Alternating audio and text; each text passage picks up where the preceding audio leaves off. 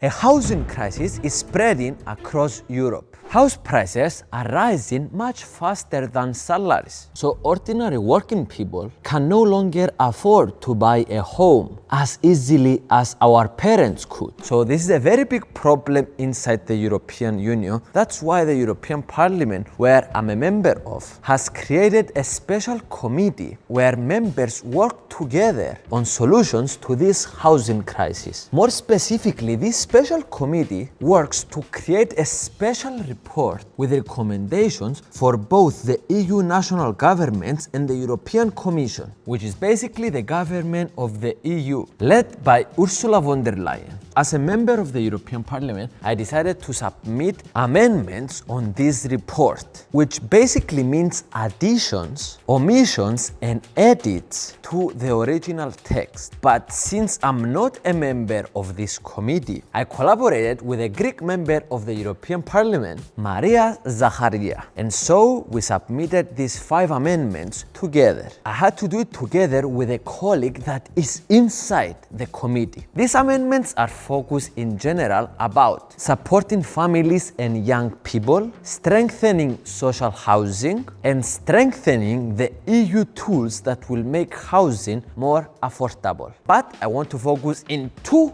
of our amendments in particular. Firstly, our amendment number 4, which basically asks the European Commission to create a dedicated fund for affordable housing. We ask for this because right now, housing financing from the EU is dispersed across several programs and funds. So it will be more simple and effective to have all housing funding in one place. And secondly, our amendment number 2, which focuses on the specificities of islands and outermost regions. This is because places like my country Cyprus are quite geographically isolated, which really affects housing affordability because of things like pressure on land use and higher construction and transport costs. So I wanted to share this with you, not because this report that we're going to do will solve the housing crisis, but because I want to be transparent